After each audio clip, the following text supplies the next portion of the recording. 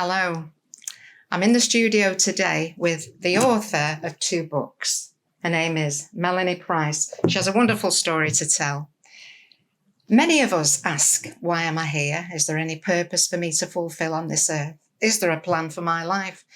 We often ask questions like that when we feel we have no value or usefulness. And I'm hoping that today's testimony will be a great encouragement to those who don't have any idea what the plan of God is for them. I'll just read the blurb from the first of Melanie's book. It's entitled Shadows of the Rainbow. This is the true story of a woman born in London in the early 1950s who, deserted by her mother and raised in care, has struggled to find her true identity. Taken as a wife into the Romani culture in the 1960s England, Melanie was thrust into a whole new world. She fully embraced their traditional ways and at the tender age of 15 had already become a devoted wife and mother. She was hidden away for fear of the authorities finding her. Sadly, over the ensuing years, disillusionment set in. She realised that she needed to find out the truth. A yearning for knowledge of her true parentage burned in her heart. Maybe it would set her free from the social shackles that had bound her to this life she dreamed of escaping from. So, Melanie, I have to ask you the question. What was your beginning? My mother, who was a descendant of the Iranian Jews, the name portrays that, and a Muslim Indian father who was from Assam in India. Those are my what I found out late in life, who they are. But you were abandoned, weren't you? This is what your story was saying. You were abandoned by your parents. My sister Rose, who's just 15 months older than I, and myself were put into a children's home in London and then sent down to a Bernardo's home down in Devon. We were the overspill of orphans that were in London at that time. And my mother went into a workhouse, so I'm told. Right, okay, so you never knew her at all. I did know her. As you go on in the book and you see what happened, I was so rebellious in the care homes and the foster homes. I kept running away because I was looking for something that I never had, and that was love. Right, okay. Love. People could care for us and look after us, with clothing and food, etc. But with that missing ingredient of love, as a child, my life was just very, very sad. And I went running away looking all the time. So I did meet my mother at the age of 11. Right. Must have been a great blessing for you to have your sister with you. No, my sister wasn't with me. Oh, right, okay. My sister and I were parted because I ran away, and the authorities thought that I should be better off with my mother. Now, where we lived down in Devon, we lived in a big Victorian house, which was very kind of posh, had a big swimming pool in the park at the back, tennis courts, and it all seemed very nice, but there was no love, Joanne. Right, yeah. So when I was asked, I was told by the authorities I had to go meet my mother in Manchester. Well, Manchester in the mid-60s was like, to me, it might as well have been a third world country. Right. Not that I knew anything about these things. And I'd never seen rows of streets of houses all stuck together before. Right, yeah, Never. Yeah. And dirty streets in those days. And my first in the taxi with the welfare lady was like, where am I? Right. I didn't expect that. No. I dreamed that if ever I met my mother, that she was going to be so beautiful, she was going to be so loving, she was going to run and meet me with her arms wide open and say, my daughter, my darling daughter. But it didn't happen that way, Joanne. No. When I saw my mother, not to be unkind because she's now deceased, but when I saw my mother and I saw the house she lived in, I was like, no. It was a shock, No. It was a shock. Yeah. And I'd never seen anybody dress scruffily like that, and I'd never seen anybody wear slippers and socks before. Where I came from, where I was brought up in Devon, you had proper nighttime attire and you had proper daytime attire, and we were dressed in handmade clothes, actually, Rose and I. But now we'd come up to this city called Manchester, And I live here. well, I'm sorry to say, in the 60s, very scruffy. It was very dirty. And I'd never, ever seen any other foreign people before. Yeah. It was the first time I'd seen a black person and the first time I'd seen Asian people. And it was like, and to me, everything looked dirty and scruffy and poor. Yeah. That's how it looked in my eyes. And I was only like 11 then, you know. Right. But that's what I saw. And when I saw the house and it was an old battered door and had a hole in it and the curtains were all scruffy, I then longed that it would be the house next door because they had nice lace curtains and a nice door. So something in me was awakening to what is nice and what is not nice, the reality, because we'd only known Rose and I, although we were in children's homes and foster homes, they were very nice homes. I was in Villa Landguard in Torquay at one stage when I ran away. This is when I was separated from my sister Rose at that time. I didn't see her again for 18 years.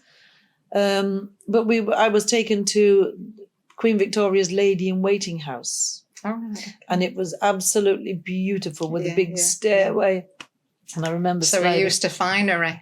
Yeah, and also it was the first time that it was a mixed home where there were boys and girls there, different ages, all abscondees from homes for one reason or another. But I loved it. I met new people with problems like I had, no parents to love them, and no sense of family life, and you know. So, but in that Villa Landguard, I really found a place where I would have liked to live, I think, because Mr. Billingham was the manager of that place, and him and his wife were very kind to me.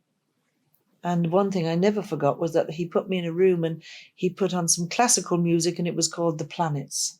Right, yeah.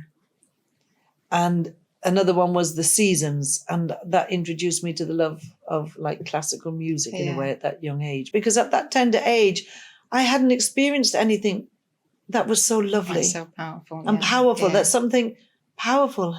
You know, there's power in music, of course. You know. Yeah. So, yeah, it was a bit of an unhappy childhood. So really. what did you do during the day with your mother? Did you go to school? Of course, I had to go to school, but, you know, I wagged off many times because I had a lot of racism as a child, even in Devon and Cornwall. There was no other dark children. You know, even people used to knock on the door and ask, could they buy us? I think that story's in the book. And Mr. McIntosh did that. And you know, we were taught not to speak to strangers, but of course I'm always rebellious. I love to speak to people, so I gave him the telephone number and the address. Right, okay, yeah. And anyway, that was one thing. But when I came up to Manchester, what did I do in the day? I went to school, but then I've always been quite industrious. From a child, I would make my dolly's clothes, handmade them. the ones that we were allowed to play with, that is. Right, yeah. People, when I was down in Devon, of course, we were the two little darkies, the two little Anglo Indian children, and we were orphans, and people would send toys to the house, but we were never allowed to play with them. We could see them in the playroom, but we were not allowed to touch them. We were always kept in the back room, in the kitchen and the pantry, and we were to be seen and not heard. And, you know, food was bread and jam or bread and dripping was put in front of us. And if we didn't eat it, you'd eat it with mustard. So it was very kind of like old school Victorian type. And I think a lot of people of that era, you know, were treated like that. Right. But lack of love, nobody will survive. It's like letting a plant not be watered. Yeah, seeing no sunshine. And no just sunshine, just wither and die. And like, you know, I was so unhappy as a child, and I was so disillusioned with everything. But I did love art, and I loved the beauty of the countryside. I loved freedom always. I've always been a bit of a free spirit. And I believe that you were very excited with the idea of going to Bellevue. Well, I mean, the story about going to Bellevue, my only dream at that age, by now I'd moved on, I was like 13, and I'd come to live up in Manchester with my mother, and now I was free to pursue how to do the twist and how to do the rock and roll. You know, I was into that, you know, and I loved the Beatles and I loved the Rolling Stones, and that was the era, you know, it was something of music again, the power of music. Yeah. And all I wanted to do, my dream was to wear those sticky out dresses with layers of petticoats underneath. And I wanted to do that dance. I got a job for £5 a week delivering newspapers. Right. And mainly on my friend's bike. I made a friend and she lent me her bike. And that was a lot of money in those days. It was the era of Twiggy. Yeah. Slim. Yeah. Big eyes. Skinny. Skinny as could be. Well, I was skinny in those days too. And, there was this suit that she had. And funnily enough, it was all orange and browns and yellows and big like sunflowers as I see it now. And it was fitted in at the waist. It had lapels here. It had bell-bottom sleeves and bell-bottom trousers. And it was because I loved fashion. Right, yeah, yeah. I could make dolls' clothes. I could do anything. So I went and bought it. And I loved it, but it was no good without the platform shoes. You had to have platform shoes. Yeah. So actually, I was looking in a shop window, deciding what shoes I would buy. This was in Manchester, and I'm still only like 13. So I looked in the shop window at the shoes, and this man drew up behind me, came out the car, and he just said, "Are you going to the dance on Saturday night?"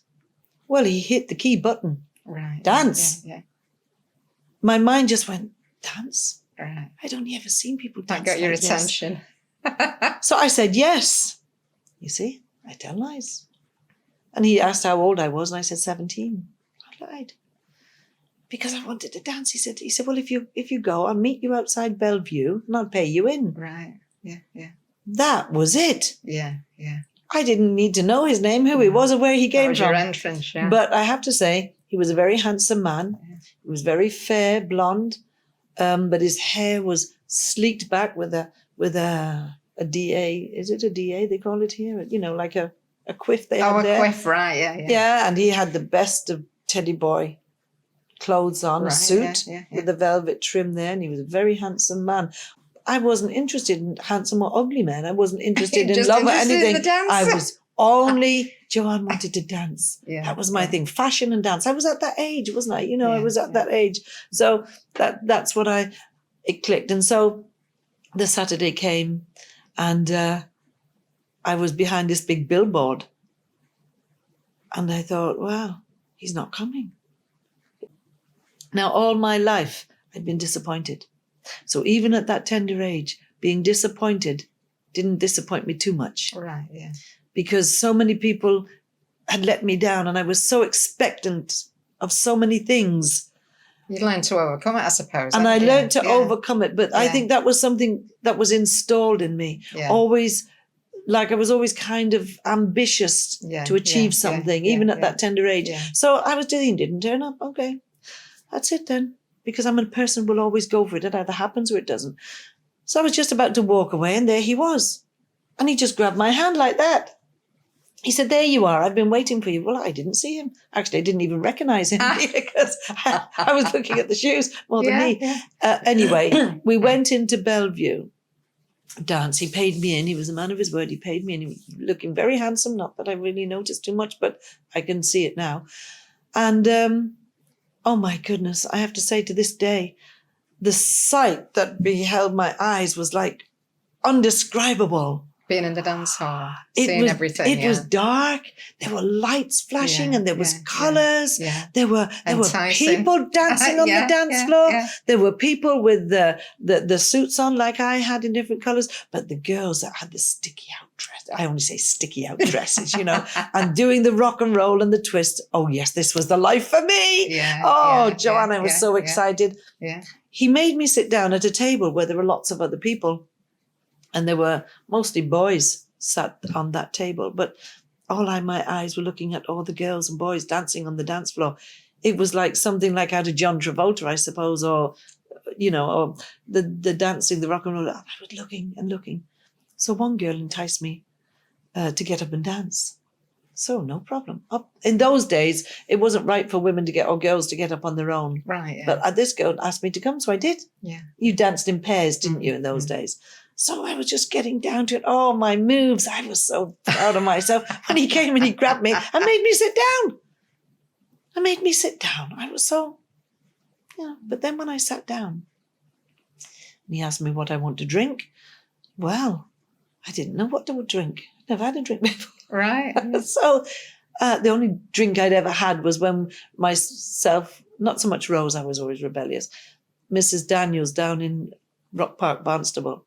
She used to make homemade parsnip wine Right. and berry wine and carrot wine, would you believe? And we would open them and sip them. Ooh, that was strong stuff. That's the only drink I'd had. He said, do you want a pony or do you want some other drink? Baby Sham. Baby Sham, that's it, Joanne, yeah. That was the popular And one. then he said, oh, would you like a shandy? Yeah. So I thought, oh, shandy's got beer in it. I'll have a shandy. Right. So I had a shandy. And then the girls, their girlfriends came over and they were laughing and giggling. And then I heard them speaking in another language. And I thought, I didn't like that. It was a bit uncomfortable, you know. So anyway, all I wanted to do was dance. And finally, when it was quite late on, now about 9:30, 10 o'clock, John asked me to dance. So I got up and I danced. Well, I thought I could dance. Well, you always think you're good at what you're doing, don't you? And but he could dance. Is this the blonde one? Or The blonde one. Right, he could okay. somersault in his dance. He could. Right, It was okay. like, wow. Anyway, it was getting late and I had to go home. So he told me he'd give me a lift home. So I said, okay. He said, where do you live? Well, I didn't know. I knew the address, but where it was, I didn't know. But you got there eventually. Eventually I got there because it was, even now I can't remember, Oxford Road in Old Trafford. Right, okay. Oxford Road in Old Trafford. Once I saw the street, all those streets looked alike, didn't they? Yeah. And I hadn't clocked all the other streets, but because I'd only been there a brief time. But anyway, he took me home, but he took me home in this little lorry. It wasn't a car. It was a lorry, a little pickup, I suppose. And it was green and it had these gold belts painted on it. It was very kind of smart if you like lorries, I suppose. But anyway, he finally got me home, but it was about I don't know, it must have been nearly 11 o'clock. And that was very late for So a you young got woman. laid into, did you? Well, I tried to sneak in, but my mother heard me because my mother did lots and lots of work. She was never home. And my mother by that time had 2 little babies, which I didn't like. I didn't like babies. Right. There were babies in the children's Yeah, homes and all they ever yeah. did was cry. Right. I mean, who'd want a baby? So I sneaked in and she did give it to me, and I just thought, So that stopped you from going dancing, obviously, No. didn't it? No. My mother was never really too interested where I went and where I didn't. Right. It was just the Yeah. fact that it was late. I think I have to be not too hard on her because now I know the real story about my mother, what really happened to her. And, so you read it. Well, I don't think it's in the book, but at the end of her days, I did ask for forgiveness for being so That's horrible lovely, to her. yeah. And before she died, she did say she loved me, which was Lovely. something. Which was So I'm really a big interested, thing. Melanie. How Yeah. did you meet Jack? The guy that you married? I didn't marry Jack. Oh, It was John. John you married? Yes. Not the blonde one. The blonde one. Oh, you married the blonde one? The blonde one, I didn't marry him. He took me. Oh, right, okay. John, actually, we saw each other and I saw him again the next week. I had to go to the telephone box, which was near outside the house where I lived, and it had a telephone number, and he would ring at 7 o'clock at night. Right. And I would be there Yeah. and I'd answer the phone and we'd talk. And he didn't tell me who he was or where he lived or anything about himself. And he just asked me did you go to school today? I was still going to school. And then one day he said, I'll meet you at the school. Well, I think if that happened now, anyway, nevertheless, he was a very charming man. Yeah. His name was John. I was at the age of now coming 14 actually now. And he was 21. So there was a big age difference, but he was a lovely man and he started buying me things. He kept saying, oh, I love you and, you're going to be my wife. And, I didn't take it on board really. I was just very glad of the attention, very glad of what Didn't he it bought sound me. a bit weird at 14 years of age to be told Well- you were going to be somebody's wife? Well, for me, my age, I was always above my age. Right, okay. I was always, I suppose, more mature in my way of thinking, I think, because of my experience in the in the homes. in the children's homes and so I was like Grow up becoming faster, go up fast and be independent. Yeah. But anyway, to cut a long story short, because it's a long story, but actually then one day he went to my mother and told my mother he wanted to marry me, and she said yes. I was 14, and so And she said yes. she said absolutely yes. She was probably glad to get rid of me, I suppose. Although I never saw her much. I was only living with my mother for maybe 9 months, not even a year. Wow. And I never saw her because she worked for Kellogg's. She did cleaning. She worked hard. And she was looking after, she had 3 children by that time, 3 small children. I was still under the authorities of the London authorities. Right, I was okay. still under the welfare, the social care. Yeah. And even though I was living with my mother, she didn't have full guardianship of me. Okay. Yeah. And they never even come and checked. They No. never came and No, checked. They didn't check, where is this little girl gone? Where is she? No follow-up, no. My mother just said, oh, she's gone to Ireland or something like Right. that, and she's okay. But they never followed up. And I was shoved out the back door so that the neighbours didn't see, down the back alley in John's lorry, and off I went. And it was dark, and so I didn't see where we were going, and if I could see, I probably wouldn't have known, but ended up in some dark, dark place, some place that I couldn't see. There were no houses, there was nothing, and it was like, and then John told me to, just get out of the vehicle, and then he just said, yeah, just go in there. There's a bed in there for you. So, he opened the door of this dwelling, and in I went, and there was a bed, but I realised then it was full of children. So I jumped in this bed, at the corner of the bed like this, fully clothed. I was aware of 2 children there, and I remember looking like that there, and one blonde girl looking, and she had a tooth missing, and she was smiling and laughing. That was it. And when I woke up in the morning, I had a few giggles in the night. When I woke up in the morning, I realised I was in a caravan, and that all the children had gone, all the beds were empty now, and it was like, oh. And I was a bit like, oh, where am I? What? Anyway, next thing I knew, a young girl came and brought me a cup of tea, which was very hospitable, very nice. It was, so I was drinking the tea. She said, here's some clothes for you to put on.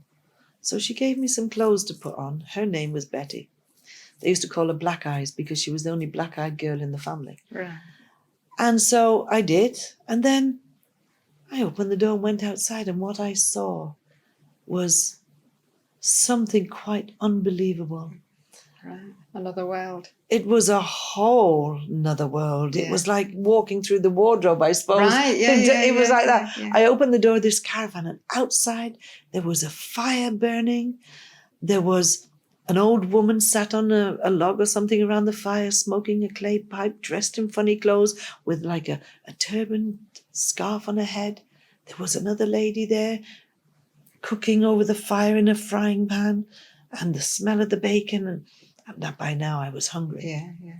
There were horses over there, beautiful horses. I loved horses all my life. I could draw horses. I loved horses. I studied horses. There were horses over there. There were some dogs tied up there barking, and chickens running around. Well, I mean, I looked. Sounds like a little village. It was a little Yeah. village, Joanne, and it was like, wow, this is exciting. And lots of other caravans. And there were quite a few other caravans. Now, there were wagons, old Romani wagons, Right, okay, yeah. and caravans. Yeah. And I was like, and the lady cooking over the fire was John's mother. And she beckoned me over to come and have some breakfast. And I didn't know what to do, but I went, and she was lovely. She was a lovely Irish woman. Right. And she said, come, ye, sit down here, ye, sit here. So ye Old English. Ye were old Irish. Ye went and sat down there. King James. Yeah. and, Right. And bless, I loved my mother-in-law. She gave me bacon and eggs and bread that was fried in the frying pan all outside.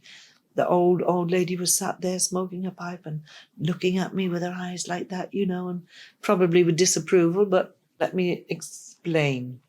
These were true Romani people. Right. And my mother-in-law was from Ireland, so she was an Irish lady who had been married into a Roma man, her husband, Tommy. A Romani is different from Irish The Tinkers. It's a long story. Different Yeah, with the Tinkers. absolutely, totally Yeah. different. And my mother-in-law was not a tinker. She actually came from the presidential family of Ireland, but was taken by a Romani man. She has a whole story of herself. I love my mother-in-law dearly. And but you know, when you, like my mother-in-law, when she was taken by her husband from County Ballina, again, same kind of scenario, and she actually became a Romani woman, but she never lost her Irish accent, and she was Irish Catholic from Ballina, County Mayo. Tiny little woman, skin and bones, dressed in Romani clothes, pinny on her, scarf on her head, earrings, but she talked pure raw Irish, but with a lovely accent. And she was gentle, she was kind, she was lovely. And she had 5 daughters and 3 sons. And the middle son was John. Do you know, I've always been amazed at the way gypsies can find their way about, because a lot of them don't read and write, do they? Days gone by, they did not read and write, and yet they were so clever. They could turn their hands to anything.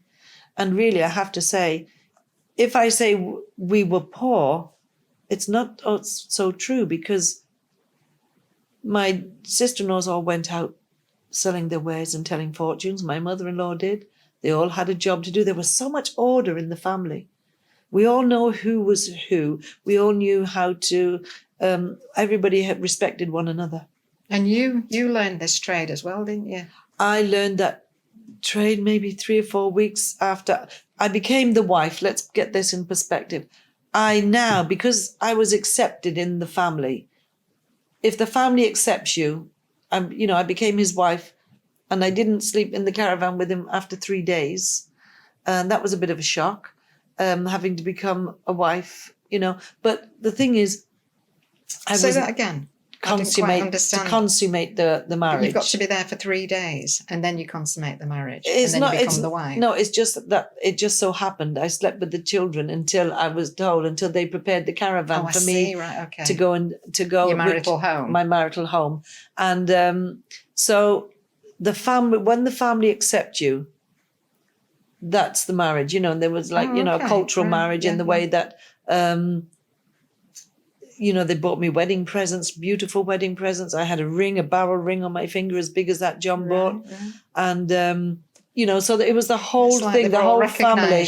Yeah, they did. It was very Jewish, really, in a way. And so, except that I didn't have a dowry. Right. I had nothing except the clothes I was standing in. But then they took those clothes off me and I started wearing Romani clothes. And I was transformed by clothes, the very thing that I love, fashion and design. But this was something different. And because I would now belong, I very easily fitted in. Right. I wanted to, although I was very darker than I am now, and my sister-in-laws were as fair as you. Right. Yeah. So I was really like a little black sheep in the family, truly was.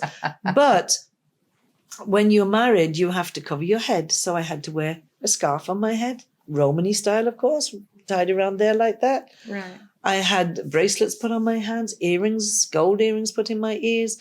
I wore layers of clothes and skirts down to my ankles. I wasn't allowed to show that much of my skin. You had to cover up. And I wore jewelry. And I was absolutely, if you have ever seen the Romanian Roma women on the streets selling the big issue, that's what I dressed like. Right. My hair grew, because it wasn't so long when I had John, and the Romani people, they like women to have long natural hair without a fringe. So my hair was grown and then curls. And then we used to have it permed at the front here, layers of curls up here, like hoops up here. Yeah. And then these curls would hang down there. Because I have to say, the family I married into was immaculately clean. They were very conscious of how they dressed, how they appeared, but not to the world, within the Romani. Yeah. Within the Romani culture. Yeah. And everybody had a job to do. One would clean the caravan, one would feed the horses, one would chop the sticks, like the youngest boy, Tom, my brother-in-law. And so everybody knew their place, and there was order. The men would go to the pub of a night time, and the women had to be in bed before the men came back from the pub, because they would sit around the fire and have their songs. And And before the men came back from the pub, us women would be singing around the fire and telling tales. So it was really, I mean, in days gone by, it was very romanticized. Right, okay. It was very romanticized. And really, it was probably quite romantic life. But really, as the years went by and I had children, it got a bit tough. The girls were gone all day and I was at home now, and it was like 2-3 weeks had gone by. And they would come home about 3 or 4 o'clock in the day. Who's this, the girls or the men? The girls. Right. And they would be loaded up with things. They'd carry big bags on their back. They'd have shopping here. And it was like, well, what have you been doing? What have you done? They'd come back with clothes. They would ask people in the houses for clothes, their old clothes. They would have been selling their Lucky Charms, telling fortunes all day, come back with money, but then go to the shop and buy the shopping. One girl bought the meat. One girl bought the vegetables. One girl had to buy cigarettes for her dad. And the other girl would be buying cleaning products or something like that. So there was order. Everybody knew the job. Everybody knew what they had to go out and earn that day. I was a married woman now, so I said, I want to go. To me, it seemed exciting, all these lovely things that they were bringing back. And, you know, so my father-in-law begged me, please don't go. If you go, you'll be going the rest of your life. And indeed, he was right. So the first day I went out, it was down the Dingle in Liverpool. I had all my Romani gear on because that's how you naturally dressed. And out I went. And my sister-in-law, my eldest sister-in-law said, well, just ask them to buy a Lucky Charm off a true Romani gypsy. So I did. And then many people were asking me, they liked me more than they liked my sister-in-laws because I was dark. I was very dark. You looked the part. And I looked the part.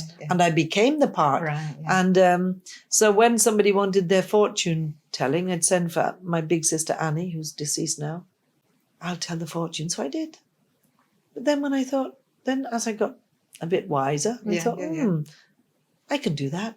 So of a night time, we used to tell each other's fortunes. So I got to learn how to tell fortunes. And then the fortune telling spirit came upon me because I was always a very spiritual person, even as a child. Okay. I could discern things. I could feel things. I was sensitive to things, you know, although I was a bit of a toughie. But, you know, I can see now that God had this plan for me and he'd put some things in me that, you know, that I could discern. So when I started telling fortunes, well, it was great. I told the half a crown, I think.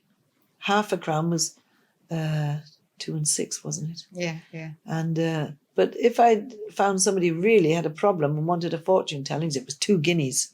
Right. 2 guineas. Yeah, yeah. Anyway, so that was my life beginning of fortune telling, and I did it for 28 years. And the more you fortune telling, the more the spirit. So did you have a crystal ball? I eventually I started off selling Lucky Charms and reading palms. But then the spirit gets over you and you get full of yourself. Yeah. I was never as good as other people in the family, I suppose. But now I could earn my living and keep my own home. Right. I could feed my children and my husband. And so I would then, eventually I did go on to crystal balls and tarot cards. Right. Yeah. Because it just, something different brought new money. There was always something new. But actually we'd go out on the bus from wherever we were camping, go into a town or a village, knock on the door and say, would you buy a Lucky Charm today, lady, off a true Romani gypsy? And the ladies were like, wow, well, what have you got?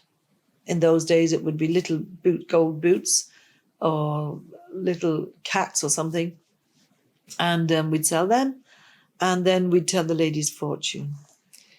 So how old were you when you had your first child? I was 15. Right. When Thomas was born, my eldest son. Yeah. And the family were absolutely elated.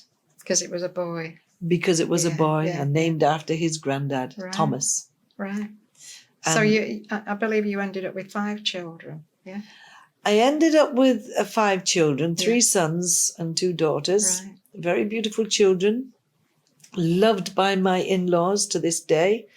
And I was still, the youngest girl would look after the young children while I went out. So how old were you with the 5 children?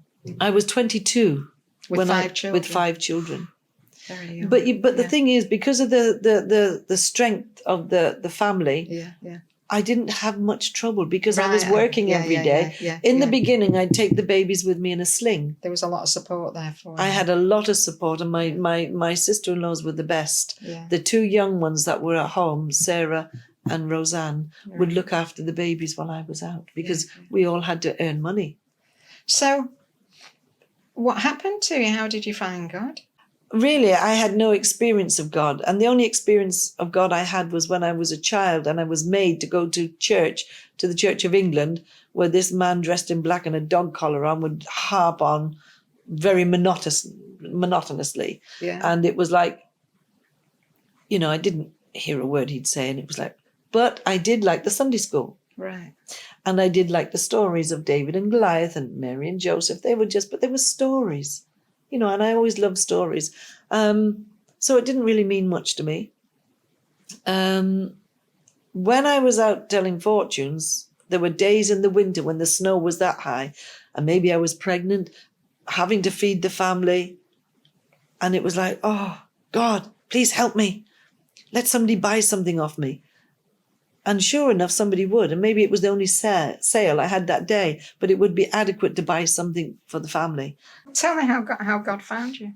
What happened? Well, what happened was You're not still fortune telling, are you? No, I'm not. Absolutely not. But, So what changed your mind about that then? Well, it was way down the line. Way down the line. I think my youngest child now must have been about 13 or 14. Right. And something happened to my sister-in-laws. I mean, they were good Catholic girls. Well, were they? They would go to Mass. They would go to, do what they call it when they go on a Saturday to ask the priest to forgive the confession. Oh, confession. And they would go to confession on a Saturday. They would go to Mass on a Sunday. But then come Monday morning, they'd be out fortune telling. Now something happened. They stopped going. And they started saying, instead of going like this and talking about Mary, they were talking about Hallelujah, Jesus. And every time they went was praise the Lord, Hallelujah. Wow. And I thought they'd gone crazy. I thought they'd gone mad. And I thought, I'm not having none of that. They've gone crazy. And they stopped telling fortunes. How did that go down? Well, I think my eldest sister-in-law, Annie, lovely woman, now was married with children of her own. And my mother-in-law started reading the Bible. And, it was like, I think the men thought it was strange, but I think, they allowed the women, because they were nice brother-in-laws. They weren't bad. Okay. They weren't bad men. And they did different jobs. They started doing different things. They would sell things, but not tell fortunes. Maybe some would do carpets, like I did. Some would do bedding and sell things in a different way. And, so they did that. But they were now going to a gypsy church. Right. That taught them the Bible. Anyway, how did I get saved? I tell you, Joanna, the power of love. When my sister-in-law looked into my eyes, Ruby, her name is, my second daughter's named after, and she said, Melanie, Jesus loves you. I love you. I don't want you to go to hell. She said, I don't want you to go to hell. I'm thinking, okay, get a grip. What's the matter? What's you're not normally like this. We're usually tic-tacking and knick-knacking, me and Ruby. But I loved Ruby. She was a Dolly Parton to the hilt, her hair, blonde hair up there, and beautiful she was, but now married with children. And so, okay, so that's what's happened to my mother-in-law. She threw all out her Marys and her Josephs, and she stopped doing this, and she was reading this book every time I went visiting, and she was reading the Bible. And that changed her life so much that after all those years, she stopped praying to the saints, stopped praying to Mary, and was just praying to Jesus. Wow. Lovely, lovely woman. And so now something's in me stirring like, well, if I want to belong, I better get in to see what this is all about. So I went to Darwin, to a little church. Don't even know the name of it. It was as big as this room maybe. And bigger maybe, just a little bit bigger. But the man over there was speaking, and he was saying, do you feel rejected? Do you feel you don't belong? Do you feel disappointed and let down. You know, you're crying in your heart, is something missing. In my heart, I was like, yes, yes. But I was full of pride. I was always dressed nicely, even as a Romani. And by now, my dress code had changed and people were coming up to like the 20th century. You know, I'd never wore jeans or trousers. It wasn't permitted. But now I could. Well, not very often. But so I sat in this church with my back to the wall, listening. I wasn't going to react. I was just come here to check them out. But when he said, for those who want to give their lives to Jesus, put your hand up. Well, I was full of pride and very arrogant in many ways, and I just come to check this place out. But my hand went up. And it wasn't done on feeling. Right. Because yeah. I understood what he was saying, and it was like he was speaking straight to me. And then a man and woman came over afterwards and said the prayer, repentance. Well, I didn't think I was a bad person. No. I thought I was very good. You only lied. I only lied and told... You only told fortunes. But I made the people happy. But I have to say, in the end, I did get really wicked with the fortune telling, you know, because it was all about money. I had more children now and I needed more money, so they would get lies, whatever it was, manipulation and whatever. Yeah. But this time now, so then I didn't feel anything. I didn't feel pa-pow, boom. It was like flashing lights. No flashing lights. I jumped in my vehicle and back over I went to Bolton, where I was staying at the time. But I'd given my life to Jesus, and I wasn't too sure what this was all about, or even if I should pursue it. But that very week, my two boys, all my boys are sportsmen, and my two boys, one had gone boxing and one had gone to karate, and both boys had brought a book back that their tutors had told them, give to your mother to read.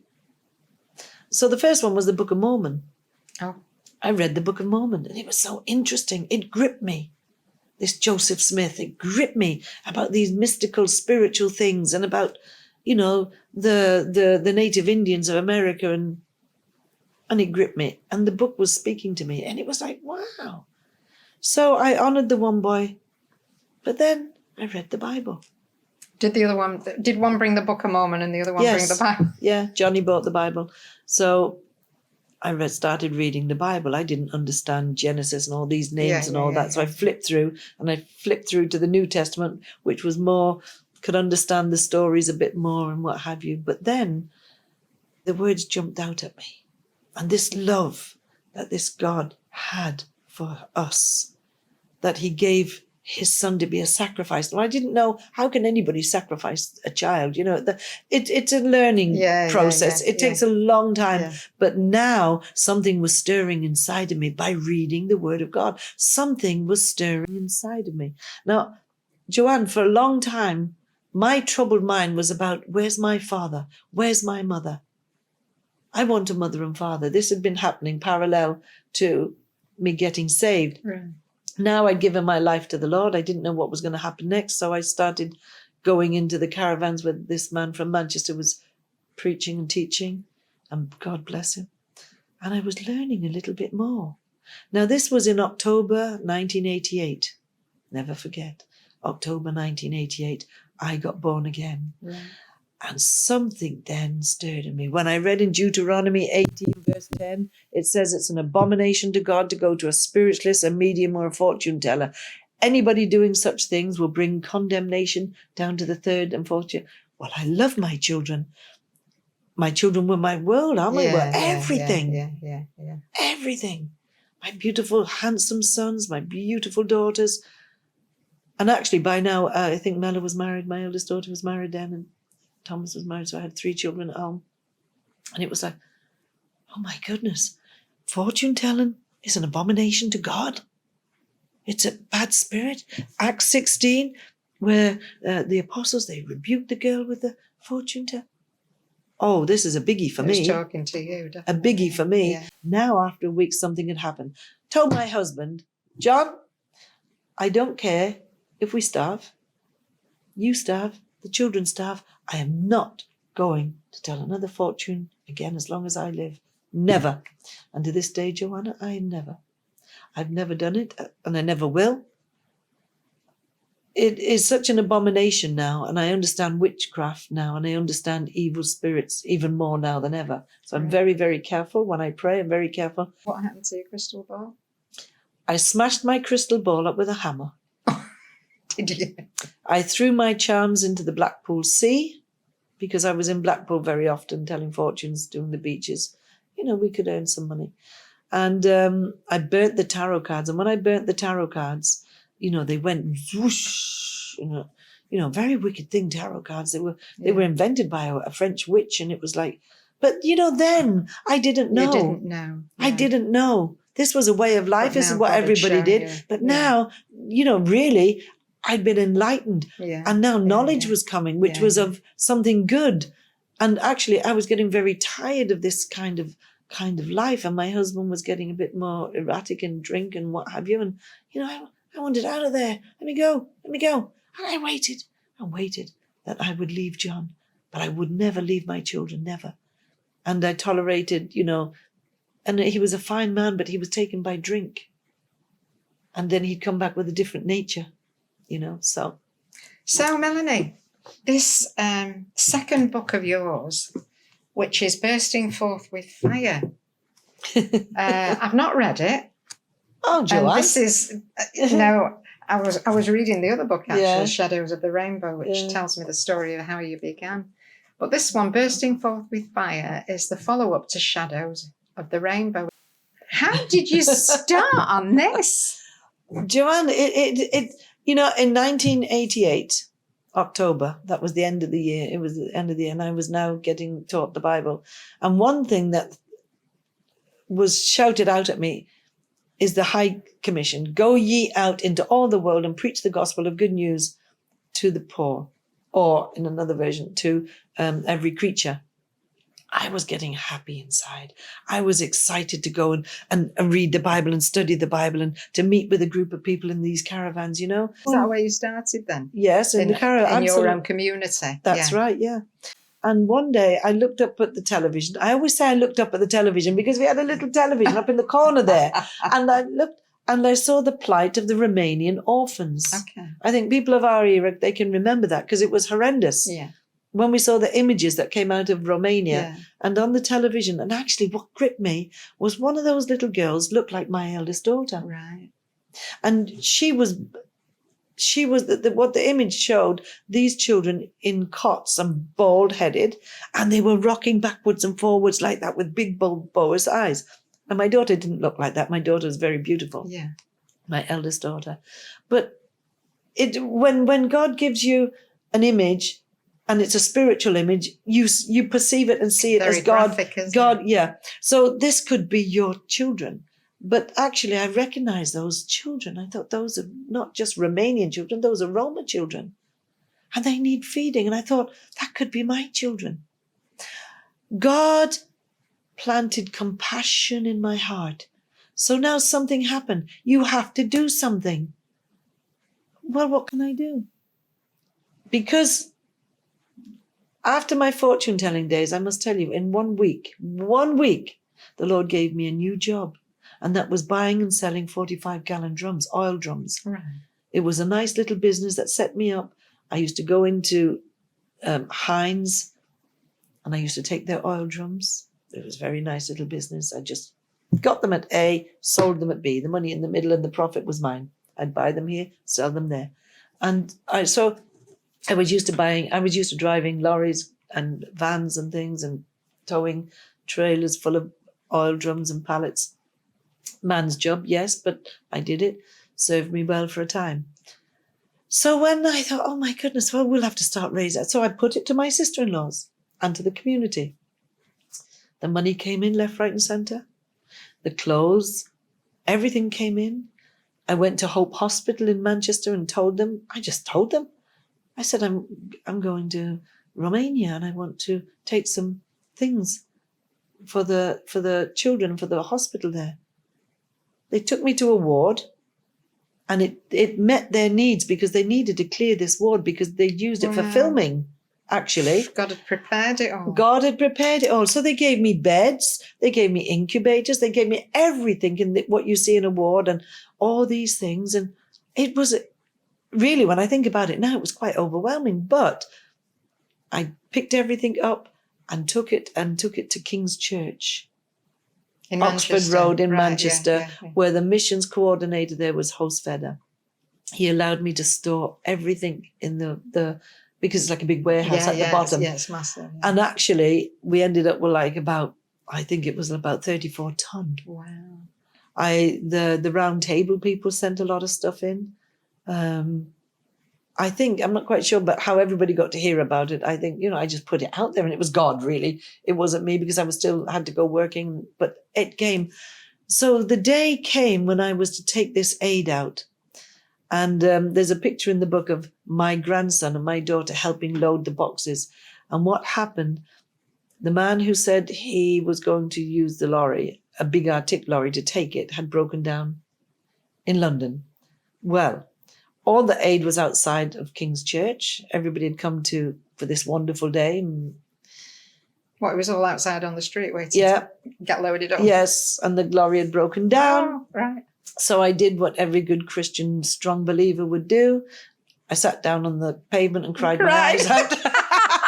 I was so embarrassed. Oh my goodness.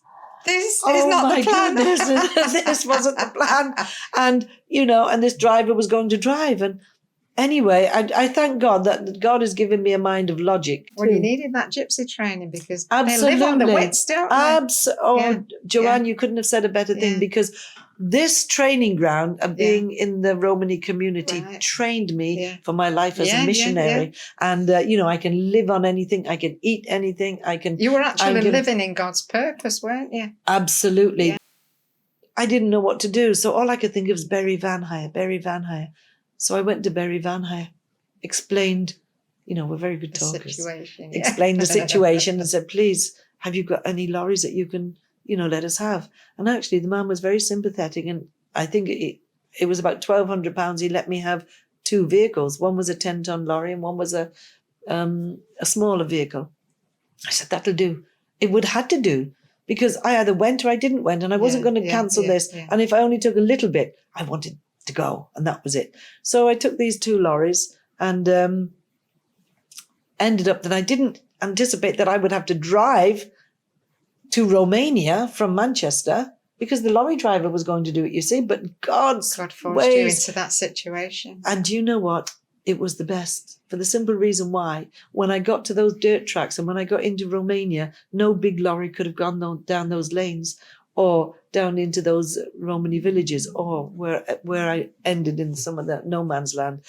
I had a piece of paper as big as that, an A4. Here is England and here is Arad. That was my first destination in Romania. So I just got and drew it like that. I think it's probably in the book there. I had some friends who'd been out there prior to me, some gypsy people, and I went out to see Gypsy Joe Smith, and he gave me a little bit of advice on what to do and what route to take. That was it. I was raring to go. I mean, when God is in it, nothing's going to stop you, Joanne. No. And I mean, I was a younger woman then. Those doors, no man can shut. He opened. Did he just open those doors? Yeah. I set out in that lorry. Me and Rita driving the lorry. John Young, and the man who makes my website, I've known him for 30 years. He was assistant with the John in the second lorry, because he could play the guitar. I wanted somebody to sing and we could worship. We drove all the way, of course, on the boat down to Dover, over to Calais. It was lovely, easy, just driving, lovely. Yeah, no problem. I had to have all my documentation till I got to Germany. And when I got to Germany, the man said, no documentation, you cannot go. He looked at me with cold, steely eyes. Go back. Well, I always have plan A, B, and C. That's because of my late husband. I didn't know what mood he'd come back in. So if plan A didn't work, I'd have plan B, like a bit of money, clothes and shoes if I was kicked out. So here I was at the border, and I said, Lord, I'm not going back. I will never go back. I'll go further down the border. This is my fleshly plan. Yeah. I'll go down the border and I'll cross over at another border further down, because there's few borders, further down. But then I just felt the Spirit say, take the plate off the lorry. Just take it out. on every lorry there's a plate with the dimension, the weights and everything. Okay, yeah. So I just took it back like that and I just gave it to him. And he didn't even look at it. He went. So that again was God again, but that was only teaching me to pray. Lord, let us through. Right. We ended up driving all the way through all these countries, following this line on this A4 map. It wasn't a map, actually. It was just something that I'd drawn. So I got through Germany. No sat-nav. No sat-nav, no mobile phones, no nothing. So I eat. I was going to feed the poor, so how could I eat off anybody? Right. I was going to feed the poor, and I wasn't going to stay in hotels or hostels. We didn't have that kind of money. So we slept in the vehicles, and I cooked. I had a box that was my kitchen box, and it had a little Primus stove, and we would stop all along the way, and I would barter for eggs. I'd give her some soap, some shampoo for some eggs or something. But mainly I was self-sufficient, home-cured bacon that lasts, sticks the heat. It became very hot when we went through country to country. So when we went through, Austria was very beautiful. And I fell down into Hungary. When I say fell down the mountains, I could only drive at 50 miles an hour. I was heavy laden. The lorries were loaded. And I got hijacked by black marketeers in Hungary. And I thought, this is it. Now, my mind was this. What is more important? I always try to prioritize things, but by the grace of God, nothing was going to stop me. But now I'm getting hijacked. A Mercedes car came meeting me head on and forced me to stop. It was at night time too. And then when they were mafia, when the man saw that I was a woman, he was a bit shocked. Right, okay, yeah. And then when I spoke the Romani language, which I told him, I said, hello, what do you want? Soski, what do you want? And he was shocked to hear that I could speak the Romani language. Right. I recognize Romanis anywhere. I recognized him. He was like the Gypsy Mafia from Romania. And he was the Gypsy Mafia. Oh, yes, sure. Yeah, they wanted to take my load and take the lorry and take the tires as well. And, and then weigh the borders. But anyway, so I said, listen, please, do not do me no harm. I belong to the Lord God. Devleske is for God, the Romani word for God. And I am coming to feed your children. The man was so shocked. He let me go. But all he wanted was my seat.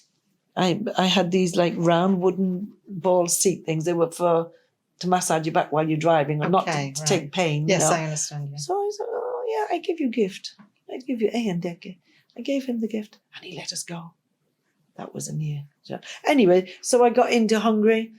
From every country that I went to, I could now understand different territorial spirits. Absolutely. When I went over the border from Hungary into Romania, it was a totally different country. Yeah. The atmosphere was different. Changed, it was heavy. I liked Hungary. Yeah. Romania was like something out of another time. It was back in time. And there were these haystacks that looked like melting candles. And I got to the destination by, I don't know how.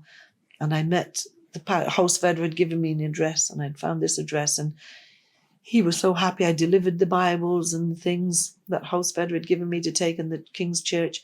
And then this pastor, I forgot his name, Pastor Paul, I think, took us to the hospital to deliver the beds. And oh my goodness, it was a farmyard. The smell. Urine. Literally a farmyard, was it? Absolutely. It was that's what it looked. It was cobbled. Let me put it this way. It was cobbled.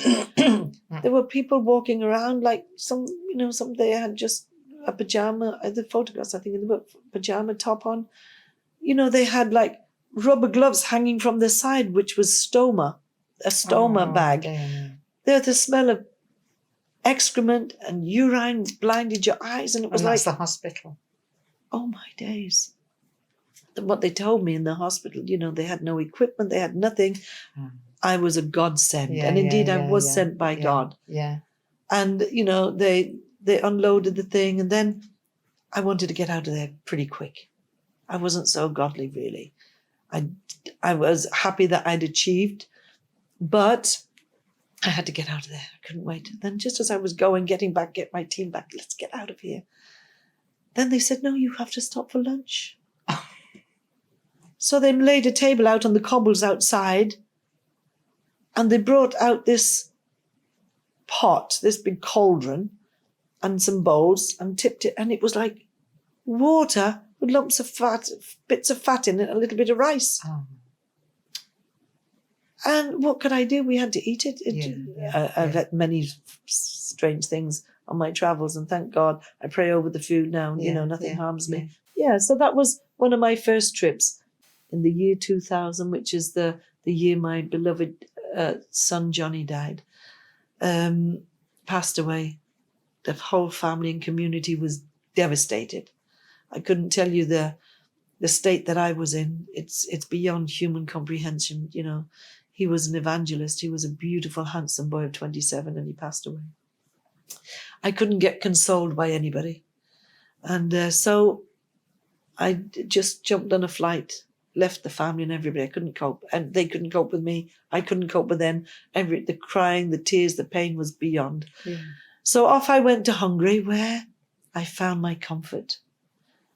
The people that I'd been supporting over there loved me, loved on me. Did you always meet up with gypsies then when you went? No, not always. No, not always. But mainly it just became that way. Because when they saw me and I'd tell them my history, and I was a little Romani woman then, or a little Gypsy woman, they loved me, and I could speak their language and understand, and I learned a lot more. They just loved me, and that was it, unconditionally, whoever I was. Yeah. But that's not the only thing you do, is it, out there? As I've grown, I'm in nearly every country in the world. The Lord took me to Africa, to India, Brazil, China. I've been America umpteen times, and and I'm up in Finland, and I'm up in Norway, and many places. Why? Did I plan this? No. It's because totally, bit by bit, I gave my life over to the Lord, and I've had so many experiences. The Lord promised me an abundant life. And even though I've had tragedies all along the way, here I am now, like at nearly 69 years of age, and I can just look back and see I've lived an abundant life. Wonderful? And I had to put it in writing. Why? Not to earn money off a book, that will never happen, but for people to know what God did with the life of an orphan. Yeah. And I have to tell you, though, Joanne, that every member of my family has been found. One of my brothers lives in America, is quite a well-known man. Right. He invented a chip in the phone, a very, very wealthy man. Okay. He came back. He was the lost son of my mother. Yeah. The boy that my father absconded with was found, and we're looking after him now because he's taken a stroke. And all my brothers and sisters and my siblings, those 3 little babies that my mother had, and now my sisters and brothers, we meet every month together. They're very lovely people of Manchester, and they're business people. And God has fulfilled and satisfied everything that I longed for as a child, and more besides. Absolutely wonderful. Well, if you want to learn more about Melanie's stories, there's loads of information in here, and make great presents for people as well as reading them yourself. We only touched very, very briefly on what God's been doing in Melanie's life since God came into her heart. The book will tell you much more. It's absolutely, it says bursting forth with fire. There's absolutely loads of stuff in here. And Melanie tells the story in the Romani way. It's storytelling. It's wonderful. Yeah. The Bible is filled with people just like you and me who had issues, but God still chose them for his glory. Don't ever let anyone make you feel like you're not worthy of being used by God. Your life's not hopeless. It certainly has purpose, doesn't it, Melanie? Absolutely does, Joanne. I live a very happy life now, and I'm very grateful to God who found me before I found him, and the love I found in Jesus Christ, my Savior. My life is devoted and committed to him. it is just I'm still exploding with fire because I'm ready now to go back out to Africa, back out to India, back to America. Why? What for? What drives me? Because I've got a story to tell about Jesus Christ Amen. and the power of his Holy Spirit Yeah. that delivers people from demonic activity, Yeah. heals them from sickness and things like he has done for me. Yeah. I want other people to share it. I don't want people to live their lives and not know the love of Jesus Christ and not have salvation. It's beyond to think that people will live and not experience Jesus I know. or go to hell. Yeah. Wonderful. Well, Heaven bound. Yeah. Well, God bless you. Yeah. Thank you for listening. Yeah.